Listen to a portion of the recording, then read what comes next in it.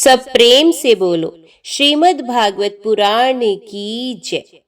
भगवान श्री कृष्ण कहते हैं, उद्धव जी, जिसने उपनिषदादि शास्त्रों के श्रवण मनन और निधि ध्यासन के द्वारा आत्म साक्षात्कार कर लिया है, जो श्रोत्रिय एवं ब्रह्मनिष्ठ है, जिसका निश्चय केवल युक्तियों और अनुमानों पर ही निर्भर नहीं करता, दूसरे शब्दों में जो केवल परोक्ष ज्ञानी नहीं है, वे ये जानकर कि संपूर्ण द्वैत प्रपंच और इसकी निर्वृत्ति का साधन वृत्ति ज्ञान माया मात्र है, उन्हें मुझ में लीन कर दे।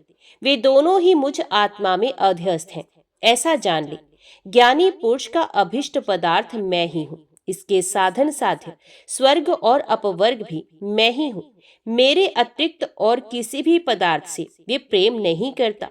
जो ज्ञान और विज्ञान से संपन्न सिद्ध पुरुष हैं, वे ही मेरे वास्तविक स्वरूप को जानते हैं, इसलिए ज्ञानी पुरुष मुझे सबसे प्रिय है। उद्धव जी, ज्ञानी पुरुष अपने ज्ञान के द्वारा निरंतर मुझे अपने अंतकरण में धारण करता है। तत्व ज्ञान के लेश मात्र का उदय होने से जो सिद्धि प्राप्त होती है, वे तपस्या तीर्थ जप दान अथवा अंतकरण शुद्धि के किसी भी साधन से पूर्णतः नहीं हो सकती। इसलिए मेरे प्यारे उद्धव, तुम ज्ञान के सहित अपने आत्म स्वरूप को जान लो और फिर ज्ञान विज्ञान से संपन्न होकर भक्ति भाव से मेरा भजन करो। बड़े बड़े ऋषि मुनियों ने ज्ञान विज्ञान रूप यज्ञ के द्वारा अपने अंतकरण में मुझ सब यज्ञों के अधिपति आत्मा का यजन करके परम सिद्धि प्राप्त की है। उद्धव, आध्यात्मिक आधि देविक और आधि भौतिक इन तीन विकारों की समिष्टि ही शरीर है और वह सर्वथा तुम्हारे आश्रित है। ये पहले नहीं था और अंत में नहीं रहेगा, केवल बीच में ही दिख रहा है।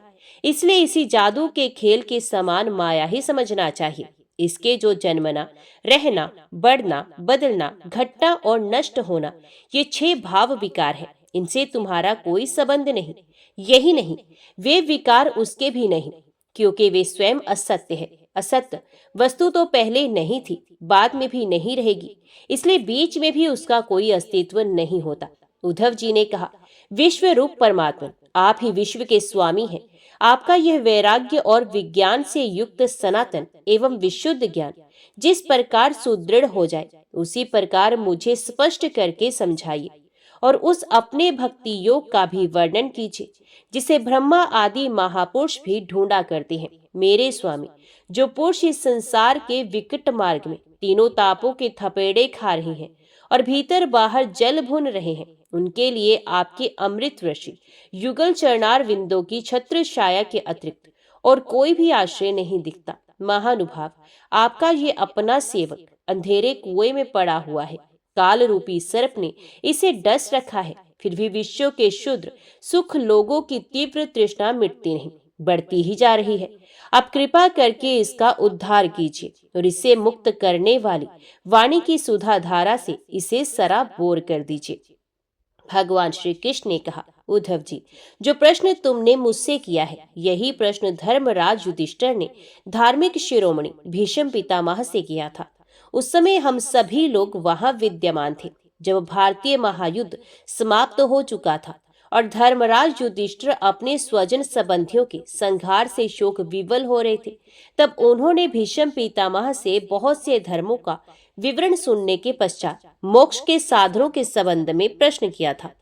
उस समय भीष्म पितामह के मुख से सुने हुए मोक्ष धर्म मैं तुम्हें सुनाऊंगा, क्योंकि वे ज्ञान वैराग्य विज्ञान श्रद्धा और भक्ति के भावों से परिपूर्ण है। उद्धव जी, जिस ज्ञान से प्रकृति पुरुष महतत्व अहंकार और पंच तन्मात्रा, ये 9 5 ज्ञानेन्द्रियां, 5 कर्मेंद्रिय और 1 मन, ये 11 5 महाभूत और 3 गुण अर्थात इन 28 तत्वों को ब्रह्मा से लेकर तृण तक संपूर्ण कार्यों में देखा जाता है और इनमें भी एक परमात्म तत्व को अनुगत रूप से देखा जाता है, वे परोक्ष ज्ञान है, ऐसा मेरा निश्चय है। जब जिस एक तत्व से अनुगत एकात्मक तत्व को पहले देखता था, उनको पहले के समान ना देखे, किंतु एक परम कारण ब्रह्म को ही देखे, तब यही निश्चित विज्ञान कहा जाता है। यह शरीर आदि जितने भी त्रिगुणात्मक साव्य पदार्थ हैं, उनकी स्थिति उत्पत्ति और प्रलय का विचार करें। जो तत्व वस्तु सृष्टि के प्रारंभ में और अंत में कारण रूप से स्थित रहती है, वही मध्य में भी रहती है और वही प्रतीयमान कार्य में प्रतीयमान कार्यांतर में अनुगत भी होती है। फिर उन कार्यों का परले अथवा बाध्य होने पर उसके साक्षी एवं अधिष्ठान रूप से शेष रह जाती है। वही सत्य परमार्थ वस्तु है, ऐसा समझो। श्रुति, प्रत्यक्ष, ऐतिह्य और अनुमान प्रमाणों में ये चार मुख्य हैं। इनकी कसौटी पर कसने से दृश्य प्रपंच अस्थिर, नश्वर एवं विकारी होने के कारण सत्य सिद्ध नहीं होता। इसलिए विवेकी पुरुष इस विविध कल्पना रूप अथवा शब्द मात्र प्रपंच से विरक्त हो जाता है। विवेकी पुरुष को चाहिए कि वे स्वर्ग आदि फल देने वाले यज्ञादि कर्मों के परिणामी नश्वर होने के कारण ब्रह्मलोक पर्यंत स्वर्गादि सुख अदृष्ट को भी इस प्रत्यक्ष विशेष सुख के समान ही अमंगल, दुखदायी एवं नाशवान समझे। निष्पाप उद्धव जी, भक्ति योग का वर्णन मैं तुम्हें पहले ही सुना चुका हूँ, परंतु उसमें तुम्हारी बहुत प्रतीति है, इसलिए मैं तुम्हें फिर से भक्ति प्राप्त होने का श्रेष्ठ साधन बतलाता हूँ। जो मेरी भक्ति प्राप्त करना चाहता हो वो मेरी अमृतमय कथा में श्रद्धा रखे, निरंतर मेरे गुण, लीला और नामों का संकीर्तन करे, मेरी पूजा में अत्यंत निष्ठा रखे और स्तोत्रों के द्वारा मेरी स्तुति करे, मेरी सेवा पूजा में प्रेम रखे और सामने साष्टांग लौट कर प्रणाम करे। मेरे भक्तों की पूजा मेरी पूजा से बढ़कर करे और समस्त प्राणियों में मुझे ही देखे। अपने एक एक अंग की चेष्टा केवल मेरे लिए ही करे, वाणी से मेरे ही गुणों का गान करे और अपना मन भी मुझ में ही अर्पित कर दे तथा सारी कामनाएं छोड़ दे। मेरे लिए धन, भोग और प्राप्त सुख का भी परित्याग कर दे और जो कुछ यज्ञ, दान, हवन, जप, तप, व्रत किया जाए वे सब मेरे लिए ही करे। उद्धव जी, जो मनुष्य इन धर्मों का पालन करते हैं और मेरे प्रति आत्म निवेदन कर देते हैं उनके हृदय में मेरी प्रेममयी भक्ति का उदय होता है और जिसे मेरी भक्ति प्राप्त हो गई उसके लिए और किस दूसरी वस्तु का प्राप्त होना शेष रह जाता है। इस प्रकार के धर्मों का पालन करने से चित्त में जो जब सत्व गुण की वृद्धि होती है और वे शांत होकर आत्मा में लग जाता है उस समय साधक को धर्म, ज्ञान, वैराग्य और ऐश्वर्य स्वयं ही प्राप्त हो जाते हैं। ये संसार विविध कल्पनाओं से भरपूर है, सच पूछो तो इसका नाम तो है किंतु वस्तु नहीं। जब चित्त इसमें लगा दिया जाता है तब इंद्रियों के साथ इधर उधर भटकने लगता है। इस प्रकार चित्त में रजोगुण की बाढ़ आ जाती है, वे असत वस्तु में लग जाता है और उसके धर्म, ज्ञान आदि जो लुप्त हो ही जाते हैं वे अधर्म, अज्ञान और मोह का भी घर बन जाता है। उद्धव, जिससे मेरी भक्ति हो वही धर्म है, जिससे ब्रह्म और आत्मा की एकता का साक्षात्कार हो वही ज्ञान है। विषयों से असंग निर्लेप रहना ही वैराग्य है और अणिम आदि सिद्धियां ही ऐश्वर्य है। उद्धव जी ने कहा, रिपुसूदन, यम और नियम कितने प्रकार के हैं? श्री कृष्ण, शम क्या है, दम क्या है? प्रभु, तितिक्षा और धैर्य क्या है? आप मुझे दान, तपस्या, शूरता, सत्य और रित का भी स्वरूप बतलाइए। त्याग क्या है? अभिष्ट धन कौन सा है? यज्ञ किसे कहते हैं और दक्षिणा क्या वस्तु है? श्रीमान केशव, पुरुष का सच्चा बल क्या है? भग किसे कहते हैं और लाभ क्या वस्तु है? उत्तम विद्या, लज्जा, श्री तथा सुख और दुख क्या है? पंडित और मूर्ख के लक्षण क्या है? सुमार्ग और कुमार्ग का क्या लक्षण है? स्वर्ग और नर्क क्या है? भाई बंधु किसे मानना चाहिए और घर क्या है? धनवान और निर्धन किसे कहते हैं? कृपण कौन है और ईश्वर किसे कहते हैं? भक्त वत्सल प्रभु, आप मेरे इन प्रश्नों का उत्तर दीजिए और साथ ही इनके विरोधी भावों की भी व्याख्या कीजिए। भगवान श्री कृष्ण ने कहा, यम 12 है। अहिंसा, सत्य, असत्य, असंगता, लज्जा, असंचय, आसक्ता, ब्रह्मचर्य, मौन, स्थिरता, क्षमा और अभय। नियमों की संख्या भी 12 ही है। शौच, जप, तप, हवन, श्रद्धा, अतिथि सेवा, मेरी पूजा, तीर्थ यात्रा, परोपकार, चेष्टा, संतोष और गुरु सेवा। इस प्रकार यम और नियम दोनों की संख्या 12-12 है। वे सकाम और निष्काम दोनों प्रकार के साधकों के लिए उपयोगी है। उद्धव जी, जो पुरुष इनका पालन करते हैं वे यम और नियम उनके इच्छा अनुसार उन्हें भोग और मोक्ष दोनों प्रदान करते हैं। बुद्धि का मुझ में लग जाना शम है। इंद्रियों के संयम का नाम दम है। न्याय से प्राप्त दुख के सहने का नाम तितिक्षा है। जीवा और ज्ञान इंद्री पर विजय प्राप्त करना धैर्य है। किसी से द्रोह न करना, सबको अभय देना दान है। कामनाओं का त्याग करना ही तप है। अपनी वासनाओं पर विजय प्राप्त करना ही शूरता है। सर्वत्र समस्वरूप सत्य स्वरूप परमात्मा का दर्शन ही सत्य है। इसी प्रकार सत्य और मधुर भाषण को ही महात्माओं ने रित कहा है। कर्मों में आसक्त न होना ही शोच है। कामनाओं का त्याग ही सच्चा संन्यास है। धर्म ही मनुष्यों का अभिष्ट धन है। मैं परमेश्वर ही यज्ञ हूँ। ज्ञान का उपदेश देना ही दक्षिणा है। प्राणायाम ही श्रेष्ठ बल है। मेरा ऐश्वर्य ही भग है। मेरी श्रेष्ठ भक्ति ही उत्तम लाभ है। सच्ची विद्या वही है जिसे भ्रम और आत्मा का भेद मिट जाता है। पाप करने से घृणा होने का नाम ही लज्जा है। निरपेक्षता आदि गुण ही शरीर का सच्चा सौंदर्य श्री है। दुख और सुख दोनों की भावना का सदा के लिए नष्ट हो जाना ही सुख है। विषय भोगों की कामना ही दुख है। जो बंधन और मोक्ष का तत्व जानता है वही पंडित है। शरीर आदि में जिसका मैंपन है वही मूर्ख है।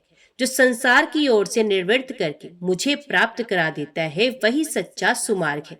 चित्त की बहिर्मुखता ही कुमार्ग है। सत्वगुण की वृद्धि ही स्वर्ग और सख है। तमोगुण की वृद्धि ही नरक है। गुरु ही सच्चा भाई बंधु और वह गुरु मैं हूँ। ये मनुष्य शरीर ही सच्चा घर है तथा सच्चा धनी वे है जो गुणों से संपन्न है। जिसके पास गुणों का खजाना है, जिसके चित्त में असंतोष है, अभाव का बोध है, वही दरिद्र है। जो जितेंद्रिय नहीं है वही कृपण है। समर्थ स्वतंत्र और ईश्वर वे है जिसकी चित्तवृत्ति विश्व में आसक्त नहीं है। इसके विपरीत जो विश्व में आसक्त है वही सर्वथा असमर्थ है। प्यारे उद्धव, तुमने जितने प्रश्न पूछे थे उनका उत्तर मैंने दे दिया। इनको समझ लेना मोक्ष मार्ग के लिए सहायक है। मैं तुम्हें गुण और दोषों का लक्षण अलग अलग कहाँ तक बताऊं?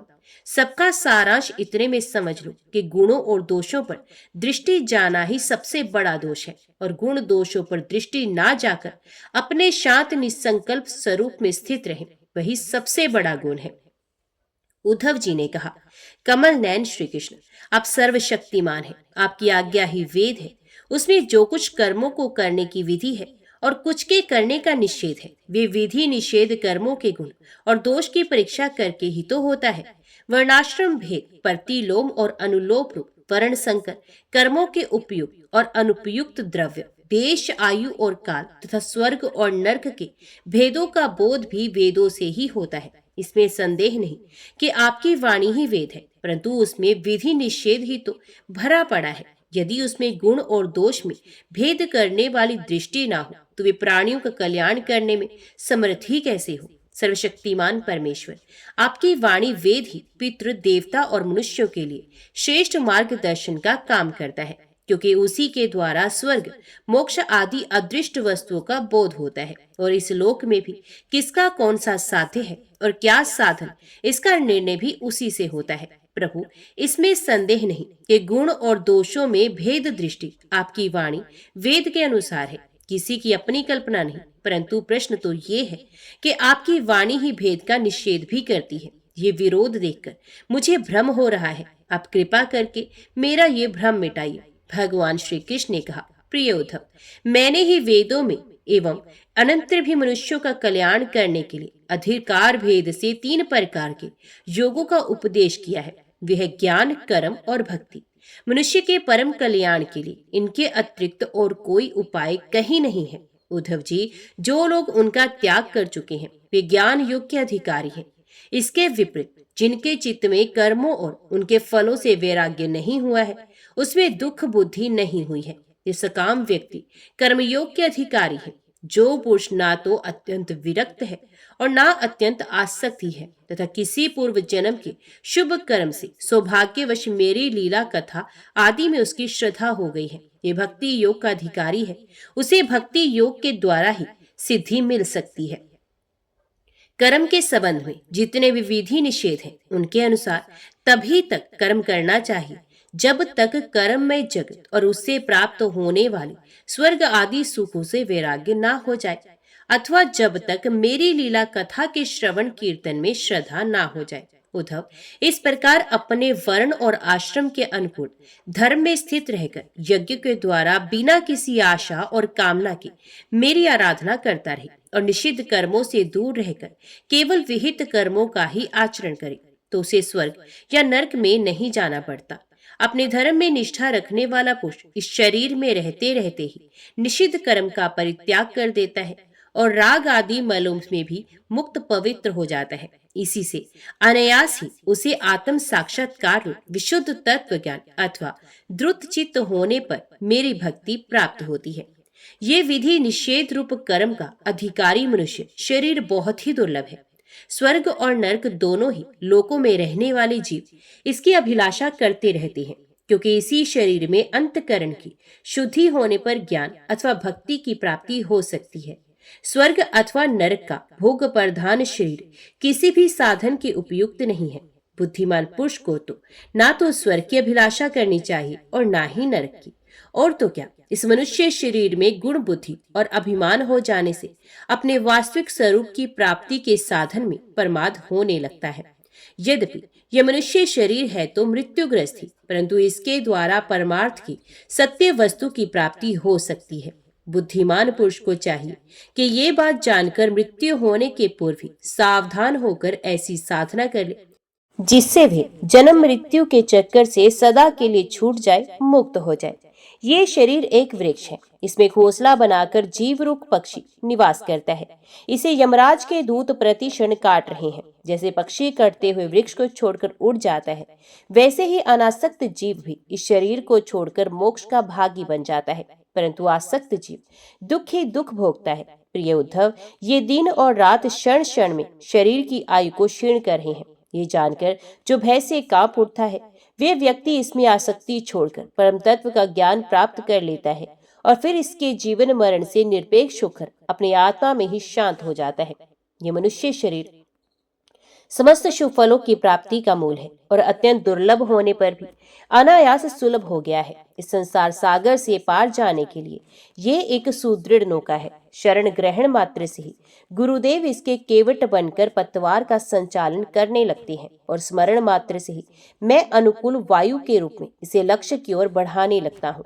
इतनी सुविधा होने पर भी जो इस शरीर के द्वारा संसार सागर से पार नहीं हो जाता, वे तो अपने हाथों अपनी आत्मा का हनन अधपतन कर रहा है। प्रिय उद्धव, जब पुरुष दोष दर्शन के कारण कर्मों से उद्गिन और विरक्त हो जाए, तब जितेंद्रिय होकर वे योग में स्थित हो जाए और अभ्यास आत्म अनुसंधान के द्वारा अपना मन मुझ परमात्मा में निश्चल रूप से लगा ले।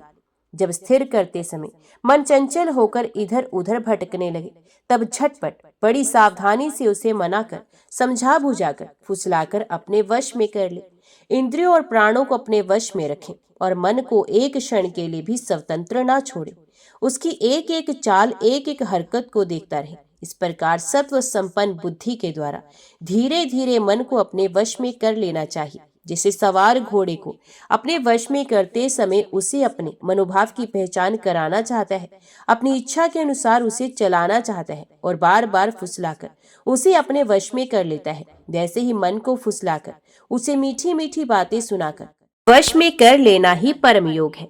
सांख्य शास्त्र में प्रकृति से लेकर शरीर पर्यंत सृष्टि का जो क्रम बतलाया गया है, उसके अनुसार सृष्टि चिंतन करना चाहिए और जिस क्रम से शरीर आदि का प्रकृति में लय बताया गया है, उस प्रकार लय चिंतन करना चाहिए। ये क्रम तब तक जारी रखना चाहिए जब तक मन शांत स्थिर ना हो जाए। जो पुरुष संसार से विरक्त हो गया है और जिसे संसार के पदार्थों में दुख बुद्धि हो गई है, वे अपने गुरुजनों के उपदेश को भली भांति समझकर बार बार अपने स्वरूप के ही चिंतन में संलग्न रहता है।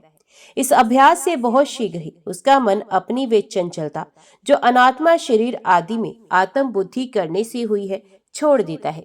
यम नियम आसन प्राणायाम प्रत्याहार धारणा ध्यान समाधि आदि योग मार्गों से वस्तु तत्व का निरीक्षण परीक्षण करने वाली आत्म विद्या से तथा मेरी प्रतिमा की उपासना से अर्थात कर्म योग, ज्ञान योग और भक्ति योग से मन परमात्मा का चिंतन करने लगता है और कोई उपाय नहीं है। उद्धव जी, वैसे तो योगी कभी कोई निंदित कर्म करता ही नहीं, परंतु यदि कभी उसे परमादवश कोई अपराध बन जाए तो योग के द्वारा ही उस पाप को जला डाले। कृच चंद्रायन आदि दूसरे प्रायश्चित कभी ना करे। अपने अपने अधिकार में जो निष्ठा है वही गुण कहा गया है। इस गुण दोष और विधि निषेध के विधान से ये तात्पर्य निकलता है कि किसी प्रकार विषय शक्ति का परित्याग हो जाए, क्योंकि कर्म तो जन्म से ही अशुद्ध है। अनर्थ के मूल है। शास्त्र का तात्पर्य उनका नियंत्रण नियम ही है। जहां तक हो सके प्रवृत्ति का संकोच ही करना चाहिए। जो साधक समस्त कर्मों से विरक्त हो गया हो, उनमें दुख बुद्धि रखता हो, मेरी लीला कथा के प्रति श्रद्धालु हो और ये भी जानता हो कि सभी भोग और भोग वासनाएं दुख रूप हैं, किंतु इतना सब जानकर भी जो उनके परित्याग में समर्थ ना हो, उसे चाहिए कि उन भोगों को तो भोग ले, परंतु उन्हें सच्चे हृदय से दुखजनक समझे और मन ही मन उनकी निंदा करे तथा उसे अपना दुर्भाग्य ही समझे। साथ ही इस दुविधा की स्थिति से छुटकारा पाने के लिए श्रद्धा, दृढ़ निश्चय और प्रेम से मेरा भजन करे। इस प्रकार मेरे बतलाए हुए भक्ति योग के द्वारा निरंतर मेरा भजन करने से मैं उस साधक के हृदय में आकर बैठ जाता हूँ और मेरे विराजमान होते ही उसके हृदय की सारी वासनाएं अपने संस्कारों के साथ नष्ट हो जाती हैं। इस तरह जब उसे मुझे सर्वात्मा का साक्षात्कार हो जाता है, तब तो उसके हृदय की गांठ टूट जाती है, उसके सारे संशय छिन्न भिन्न हो जाते हैं और कर्म वासनाएं सर्वथा क्षीण हो जाती हैं। इसी से जो योगी मेरी भक्ति से युक्त और मेरे चिंतन में मगन रहता है, उसके लिए ज्ञान अथवा वैराग्य की आवश्यकता नहीं होती। उसका कल्याण तो प्राय मेरी भक्ति के द्वारा ही हो जाता है। कर्म, तपस्या, ज्ञान, वैराग्य, योग अभ्यास, दान, धर्म और दूसरे कल्याण साधनों से जो कुछ स्वर्ग, अपवर्ग, मेरा परम धाम अथवा कोई भी वस्तु प्राप्त होती है, वे सब मेरा भक्त मेरे भक्ति योग के प्रभाव से ही यदि चाहे तो अनायास ही प्राप्त कर लेता है। मेरे अनन्य प्रेमी एवं धैर्यवान साधु भक्त स्वयं तो कुछ चाहते ही नहीं। यदि मैं उन्हें देना चाहता हूँ और देता भी हूँ, तो भी दूसरी वस्तुओं की तो बात ही क्या, वे कैवल्य मोक्ष भी नहीं लेना चाहते। उद्धव जी, सबसे श्रेष्ठ एवं महान परम कल्याण तो निरपेक्षता का ही दूसरा नाम है। इसलिए जो निष्काम और निरपेक्ष होता है, उसी को मेरी भक्ति प्राप्त होती है। मेरे अनन्य प्रेमी भक्तों का और उन समदर्शी महात्माओं का जो बुद्धि से अतीत परम तत्व को प्राप्त हो चुके हैं, इन विधि और निषेध से होने वाले पुण्य और पाप से कोई संबंध ही नहीं होता। इस प्रकार जो लोग मेरे बतलाए हुए इन ज्ञान, भक्ति और कर्म योगों का आश्रय लेते हैं, वे मेरे परम कल्याण स्वरूप धाम को प्राप्त होते हैं, क्योंकि वे ब्रह्म तत्व को जान लेते हैं। प्रिय उद्धव, मेरी प्राप्ति के 3 मार्ग हैं, भक्ति योग, ज्ञान योग और कर्म योग। जो इन्हें छोड़कर चंचल इंद्रियों के द्वारा शुद्र भोग भोगते हैं, वे बार बार जन्म मृत्यु रूप संसार के चक्कर में भटकते रहते हैं। अपने अपने अधिकार के अनुसार धर्म में दृढ़ निष्ठा रखना ही गुण कहा गया है और इसके विपरीत अनअधिकार चेष्टा करना दोष है। तात्पर्य ये कि गुण और दोष दोनों की व्यवस्था अधिकार के अनुसार ही की जाती है, किसी वस्तु के अनुसार नहीं। वस्तुओं के समान होने पर भी जो शुद्धि अशुद्धि, गुण दोष और शुभ अशुभ आदि का जो विधान किया जाता है, उसका अभिप्राय ये है कि पदार्थ का ठीक ठीक निरीक्षण परीक्षण हो सके और उसमें संदेह उत्पन्न करके ही ये योग्य है कि अयोग्य स्वाभाविक प्रवृत्ति को नियंत्रित संकुचित किया जा सके, उनके द्वारा धर्म संपादन कर सके, समाज का व्यवहार ठीक ठीक चला सके और अपने व्यक्तिगत जीवन के निर्वाह में भी सुविधा हो। इससे यह लाभ भी है कि मनुष्य अपनी वासना मूलक सहज वृत्तियों के द्वारा इनके जाल में ना फंसकर शास्त्र अनुसार अपने जीवन को नियंत्रित और मन को वशीभूत कर लेता है। निष्पाप उद्धव, ये आचार मैंने ही मनु आदि का रूप धारण करके धर्म का भार ढोने वाले कर्म जड़ों के लिए उपदेश किया है। पृथ्वी, जल, तेज, वायु, आकाश, ये पंचभूत ही ब्रह्मा से लेकर पर्वत वृक्ष पर्यंत सभी प्राणियों के शरीरों के मूल कारण है। इस तरह वे सब शरीर की दृष्टि से तो समान हैं ही, सबका आत्मा भी एक ही है। प्रिय उद्धव, यद्यपि सबके शरीरों के पंचभूत समान हैं, फिर भी वेदों ने इनके वर्णाश्रम आदि अलग अलग नाम और रूप इसलिए बना दिए हैं कि ये अपनी वासना मूलक प्रवृत्तियों को संकुचित करके नियंत्रित करके धर्म, अर्थ, काम, मोक्ष इन चारों पुरुषार्थों को सिद्ध कर सके। साधु श्रेष्ठ, देश, काल, फल, निमित्त, अधिकारी और धान्य आदि वस्तुओं के गुण दोषों का विधान भी मेरे द्वारा इसलिए किया गया है कि कर्मों में लोगों की उच्छृंखल प्रवृत्ति ना हो, मर्यादा का भंग ना होने पाए। देशों में वे देश अपवित्र है जिसमें कृष्ण सार मृग ना हो और जिसके निवासी ब्राह्मण भक्त ना हो। कृष्ण सार मृग के होने पर भी केवल उन प्रदेशों को छोड़कर जहाँ संत पुरुष रहते हैं, कीकट देश अपवित्र ही हैं। संस्कार रहित और ऊसर आदि स्थान भी अपवित्र ही हैं। समय वही पवित्र है जिसमें कर्म करने योग्य सामग्री मिल सके तथा कर्म भी हो सके। जिसमें कर्म करने की सामग्री ना मिले, आगुंतक दोषों से अथवा स्वाभाविक दोष के कारण जिसमें कर्म ही ना हो सके, वे समय अशुद्ध है। पदार्थों की शुद्धि और अशुद्धि द्रव्य वचन संस्कार काल महतत्व अथवा अल्पत्व से भी होती है। शक्ति अशक्ति बुद्धि और वैभव के अनुसार भी पवित्रता और अपवित्रता की व्यवस्था होती है। उसमें भी स्थान और उपयोग करने वाले की आयु का विचार करते हुए भी अशुद्ध वस्तुओं के व्यवहार का दोष ठीक तरह से आंका जाता है। अनाज लकड़ी हाथी दांत आदि हड्डी सूत मधु नमक तेज घी आदि रस सोना पारा आदि तेजस पदार्थ चाम और घड़ा आदि मिट्टी के बने पदार्थ पर समय अपने आप हवा लगने से आग में जलाने से मिट्टी लगाने से अथवा जल में धोने से शुद्ध होते हैं। देश काल और अवस्था के अनुसार कहीं जल मिट्टी आदि शोधक सामग्री के संयोग से शुद्धि करनी पड़ती है तो कहीं कहीं एक एक से भी शुद्धि हो जाती है। यदि किसी वस्तु में कोई अशुद्ध पदार्थ लग गया हो तो छीलने से या मिट्टी आदि मलने से जब इस पदार्थ की गंध और लेप ना रहे और वह वस्तु अपने पूर्व रूप में आ जाए तब उसको शुद्ध समझना चाहिए। स्नान दान तपस्या वय सामर्थ्य संस्कार कर्म और मेरे स्मरण से चित्त की शुद्धि होती है। इनके द्वारा शुद्ध होकर ब्राह्मण क्षत्रिय और वैश्य को विहित कर्मों का आचरण करना हो चाहिए। गुरुमुख से सुनकर भली भांति हृदयगम कर लेने से मंत्र की और मुझे समर्पित कर देने से कर्म की शुद्धि होती है। उद्धव जी, इस प्रकार देश काल पदार्थ कर्ता मंत्र और कर्म इन छह के शुद्ध होने से धर्म और अशुद्ध होने से अधर्म होता है।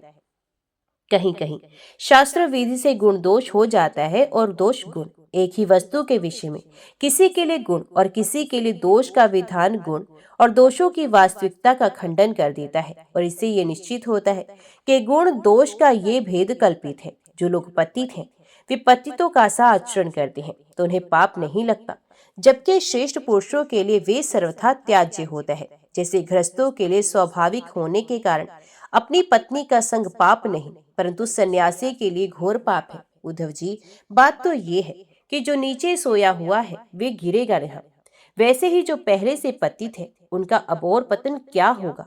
जिन जिन दोषों और गुणों से मनुष्य का चित्त उपरत हो जाता है उन्हीं वस्तुओं के बंधन से वे मुक्त हो जाता है। मनुष्यों के लिए ये निर्वृत्ति रूप धर्म ही परम कल्याण का साधन है, क्योंकि यही शोक मोह और भय को मिटाने वाला है। उद्धव जी, विश्व में कहीं भी गुणों का आरोप करने से उस वस्तु के प्रति आसक्ति हो जाती है। आसक्ति होने से उसे अपने पास रखने की कामना हो जाती है और इस कामना की पूर्ति में किसी प्रकार की बाधा पड़ने पर लोगों में परस्पर कलह होने लगता है। कलह से असहनीय क्रोध की उत्पत्ति होती है और क्रोध के समय अपने हित अहित का बोध नहीं रहता, अज्ञान छा जाता है। इस अज्ञान से शीघ्र ही मनुष्यों की कार्य का निर्णय करने वाली व्यापक चेतना शक्ति लुप्त हो जाती है। साधु, चेतना शक्ति अर्थात स्मृति के लुप्त हो जाने पर मनुष्य में मनुष्यता नहीं रह जाती, पशुता आ जाती है और वे शून्य के समान अस्तित्वहीन हो जाता है। अब उसकी अवस्था वैसी हो जाती है जैसे कोई मूर्छित या मुर्दा हो। ऐसी स्थिति में ना तो उसका स्वार्थ बनता है ना तो परमार्थ। विषयों का चिंतन करते करते वे विषय रूप हो जाता है। उसका जीवन वृक्षों के समान जड़ हो जाता है। उसके शरीर में उसी प्रकार व्यर्थ श्वास चलता रहता है जैसे लोहार की धोखने की हवा। उसे ना अपना ज्ञान रहता है और ना किसी दूसरे का। वे सर्वथा आत्म वंचित हो जाता है।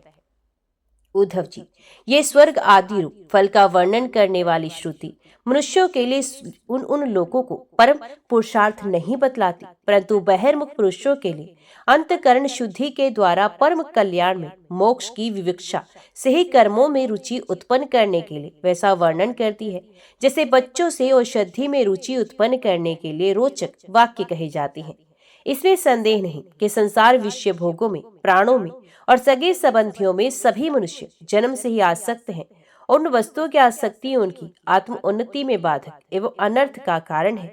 वे अपने परम पुरुषार्थ को नहीं जानते, इसलिए स्वर्ग आदि का जो वर्णन मिलता है वे ज्यों का त्यों सत्य है ऐसा विश्वास करके देवादि योनि में भटकते रहते हैं और फिर वृक्ष आदि योनियों के घोर अंधकार में आ पड़ते हैं। ऐसी अवस्था में कोई भी विद्वान अथवा वेद फिर से उन्हीं विषयों में क्यों प्रवृत्त करेगा। दुर्बुद्धि लोग वेदों का ये अभिप्राय ना समझकर कर्मासक्ति विष पुष्पों के समान स्वर्गादि लोकों का वर्णन देखते हैं और उन्हीं को परम फल मानकर भटक जाते हैं। परंतु वेद वेता लोग श्रुतियों का ऐसा तात्पर्य नहीं बताते। विषय वासनाओं में फंसे हुए दीनहीन लोभी पुरुष रंग बिरंगे पुष्पों के समान स्वर्ग आदि लोकों को ही सब कुछ समझ बैठते हैं। अग्नि के द्वारा सिद्ध होने वाले यज्ञ यज्ञादि कर्मों में ही मुग्ध हो जाते हैं। उन्हें अंत में देवलोक पितृलोक आदि की ही प्राप्ति होती है। दूसरी ओर भटक जाने के कारण उन्हें अपने निज धाम आत्म पद का पता ही नहीं लगता। प्यारे उद्धव, उनके पास साधना है तो केवल कर्म की, और उसका कोई फल है तो इंद्रियों की तृप्ति। उनकी आंखें धुंधली हो गई हैं, इसी से ये बात नहीं जानते कि जिससे इस जगत की उत्पत्ति हुई है, जो स्वयं इस जगत के रूप में है, वे परमात्मा मैं उनके हृदय में रहता हूँ। यदि हिंसा और उनके फल मांस भक्षण में राग ही हो, उसका त्याग ना किया जा सकता हो, तो यज्ञ में ही करे। वे परिसंख्या विधि है, स्वाभाविक प्रवृत्ति का संकोच है, संध्या वंदनादि के समान अपूर्व विधि नहीं है। इस प्रकार मेरे परोक्ष अभिप्राय को ना जानकर विषयलोन पुरुष हिंसा का खिलवाड़ खेलते हैं और दुष्टतावश अपनी इंद्रियों की तृप्ति के लिए वध हुए पशुओं के मांस से यज्ञ करके देवता पितृ तथा भूतपत्तियों के यजन का ढोंग करते हैं। उद्धव जी, स्वर्ग आदि परलोक स्वप्न के दृश्यों के समान है। वास्तव में वे असत्य हैं। केवल उनकी बातें सुनने में बहुत मीठी लगती हैं। कामपुरुष वहां के भोगों के लिए मन ही मन अनेकों प्रकार के संकल्प कर लेते हैं, और जैसे व्यापारी अधिक लाभ की आशा से मूल धन को भी खो बैठता है, वैसे ही वे काम यज्ञ द्वारा अपने धन का नाश कर देता है। ये स्वयं रजोगुण, सत्वगुणी अथवा तमोगुणी इंद्रादि देवताओं की उपासना करते हैं। वे उन्हीं सामग्रियों से उतने ही परिश्रम से मेरी पूजा नहीं करते। वे जब इस प्रकार की पुष्पिता वाणी रंग बिरंगी मीठी मीठी बातें सुनती हैं कि हम लोग इस लोक में यज्ञ के द्वारा देवताओं का यजन करके स्वर्ग में जाएंगे और वहां दिव्य आनंद भोगेंगे, उसके बाद जब फिर हमारा जन्म होगा तब हम बड़े कुलीन परिवार में पैदा होंगे, हमारे बड़े बड़े महल होंगे और हमारा कुटुंब बहुत सुखी और बहुत बड़ा होगा, तब उनका चित्त शुद्ध हो जाता है और उन हेकड़ी जताने वाले घमंडियों को मेरे संबंध की बातचीत भी अच्छी नहीं लगती। उद्धव जी, वेदों में 3 कांड हैं, कर्म, उपासना और ज्ञान। इन तीनों कांडों के द्वारा प्रतिपादित विषय है ब्रह्म और आत्मा की एकता। सभी मंत्र और मंत्र दृष्टा ऋषि इस विषय को खोलकर नहीं गुप्त भाव से बतलाती हैं, और मुझे भी इस बात को गुप्त रूप से कहना ही अभीष्ट है। वेदों का नाम है शब्द ब्रह्म, वे मेरी मूर्ति है, इसी से रहस्य समझना अत्यंत कठिन है। वे शब्द ब्रह्म परा, पश्यंती और मध्यमा वाणी के रूप में प्राण, मन और इंद्रियमय समुद्र के समान सीमा रहित और गहरा है। उसकी तह लगाना अत्यंत कठिन है। उद्धव, मैं अनंत शक्ति संपन्न एवं स्वयं अनंत ब्रह्म हूँ। मैंने ही वेद वाणी का विस्तार किया है। जैसे कमलनाल में पतला सा सूत होता है, वैसे ही वे वेद वाणी प्राणियों के अंतकरण में अनाहत नाद के रूप में प्रकट होती है। भगवान हिरण्यगर्भ स्वयं वेद मूर्ति एवं अमृतमय है। उनके उपाधि है प्राण, और स्वयं अनाहत शब्द के द्वारा ही उनकी अभिव्यक्ति हुई है। जैसे मकड़ी अपने हृदय से मुख द्वारा जाला उगलती और फिर निकल जाती है, वैसे ही वे स्पर्श आदि वर्णों का संकल्प करने वाले मन रूप निमित्ती कारण के द्वारा हृदय काल से अनंत अपार अनेकों मार्गों वाली वेखरी रूप वेद वाणी को स्वयं ही प्रकट करती है और फिर उसे अपने में लीन कर देती है। वे वाणी हदगत सूक्ष्म ओंकार के द्वारा अभिव्यक्त स्पर्श, स्वर, ऊष्मा और अंतस्थ वर्णों से विभूषित है। उसमें ऐसे छंद हैं जिसमें उत्तरोत्तर 4-4 वर्ण बढ़ते जाते हैं और उनके द्वारा विचित्र भाषा के रूप में वे विस्तृत हुई है। गायत्री, उच्छृंख, अनुष्टुप, बृहति, पंक्ति, त्रिष्टुप, जगति, अतिशन, अत्यष्टि, अतिजगति और विराट।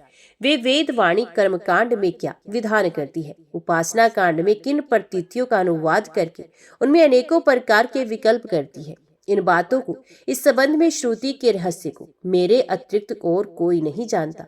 मैं तुम्हें स्पष्ट बतला देता हूँ। सभी श्रुतियां कर्मकांड में मेरा ही विधान करती हैं। उपासना कांड में उपास्य देवताओं के रूप में वे मेरा ही वर्णन करती हैं और ज्ञान कांड में आकाश आदि रूप से मुझ में ही अन्य वस्तुओं का आरोप करके उनका निषेध कर देती है।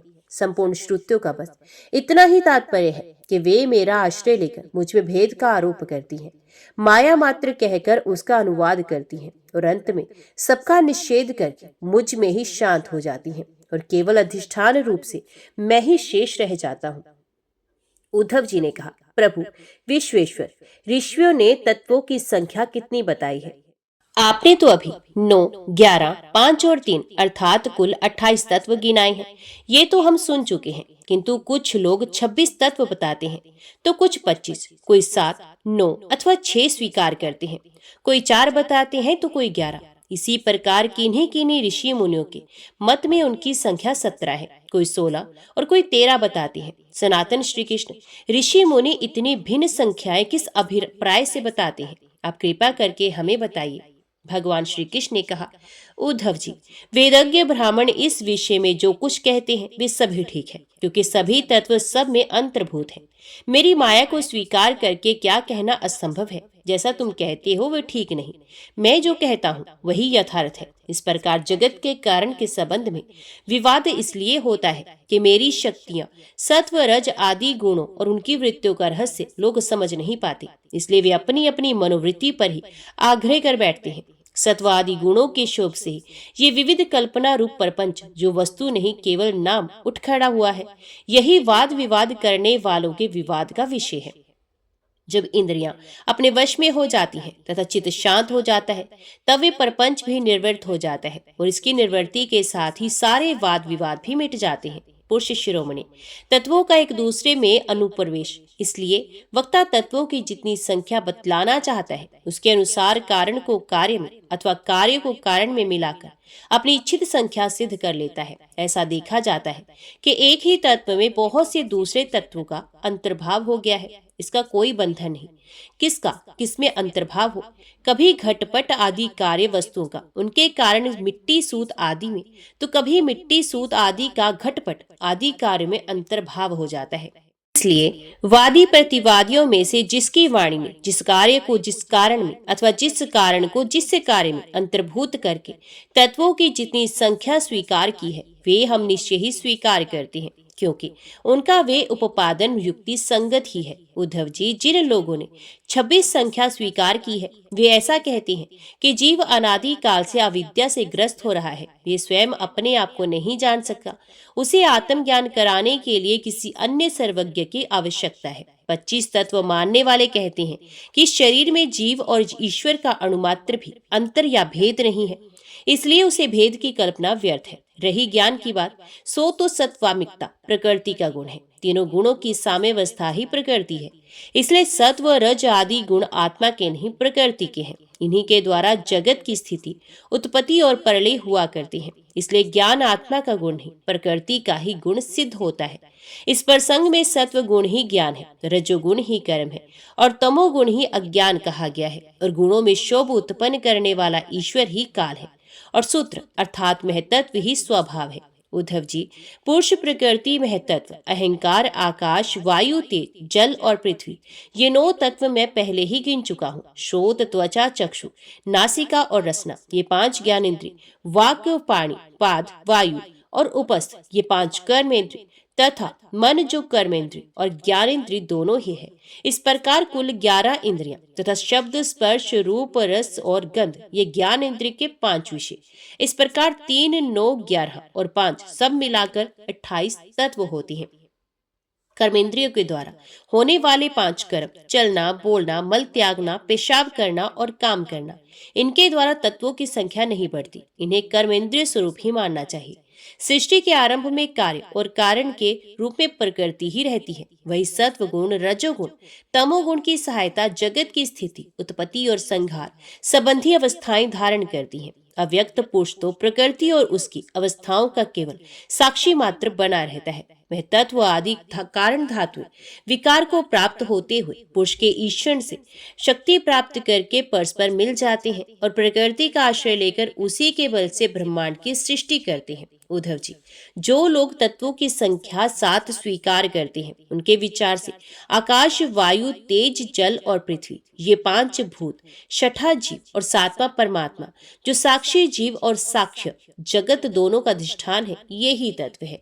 देह, इंद्रिय और प्राण आदि की उत्पत्ति तो पंचभूतों से ही की गई है। जो लोग केवल 6 तत्व स्वीकार करते हैं, वे कहते हैं कि 5 भूत हैं और छठा है परम पुरुष परमात्मा। ये परमात्मा अपने बनाए हुए पंचभूतों से युक्त होकर देह आदि की सृष्टि करता है और उनमें जीव रूप से प्रवेश करता है। जो लोग कारण के रूप में 4 ही तत्व स्वीकार करते हैं, वे कहते हैं कि आत्मा से तेज, जल और पृथ्वी की उत्पत्ति हुई और जगत में जितने पदार्थ हैं सब इन्हीं से उत्पन्न होते हैं। वे सभी कार्यों का इन्हीं में समावेश कर लेते हैं। जो लोग तत्वों की संख्या 17 बताते हैं, वे इस प्रकार गणना करते हैं: 5 भूत, 5 तन्मात्राएं, 5 ज्ञान इंद्रिय, 1 मन और 1 आत्मा। जो लोग तत्वों की संख्या 16 बतलाते हैं, उनकी गणना भी इसी प्रकार है। अंतर केवल इतना ही है कि वे आत्मा में मन का भी समावेश कर लेते हैं और इस प्रकार उनकी तत्व संख्या 16 रह जाती है। जो लोग 13 तत्व मानते हैं, वे कहते हैं कि आकाश आदि 5 भूत, श्रोतादि 5 ज्ञानेंद्रिय, 1 मन, 1 जीवात्मा और परमात्मा, ये 13 तत्व है। 11 संख्या मानने वालों ने 5 भूत, 5 ज्ञानेंद्रिय और इनके अतिरिक्त 1 आत्मा का अस्तित्व स्वीकार किया है। जो लोग 9 तत्व मानते हैं, वे आकाश आदि 5 भूत और मन, बुद्धि, अहंकार, ये 8 प्रकृतियां और 9वां पुरुष, इन्हीं को तत्व मानते हैं। उद्धव जी, इस प्रकार ऋषि मुनियों ने भिन्न भिन्न प्रकार से तत्वों की संख्या की है। सबका कहना उचित ही है, क्योंकि सबकी संख्या युक्ति युक्त है। जो लोग तत्व ज्ञानी हैं, उन्हें किसी भी मत में बुराई नहीं दिखती, उनके लिए तो सब कुछ ठीक ही है। ओम नमो भगवते वासुदेवाय नमः। जय श्री राधे कृष्णा। आज की वीडियो में इतना ही। उम्मीद करती हूँ वीडियो आपको पसंद आई होगी। वीडियो पसंद आई हो तो वीडियो को लाइक और चैनल को सब्सक्राइब जरूर कीजिएगा। जय श्री हरि लिखकर कमेंट बॉक्स में अपनी हाजिरी और अपने सुझाव देना ना भूलेगा। तो मिलते हैं अगली कथा अगली वीडियो के साथ। तब तक के लिए देखते व सुनते रहिए। जय मां कंजक, जय माता दी।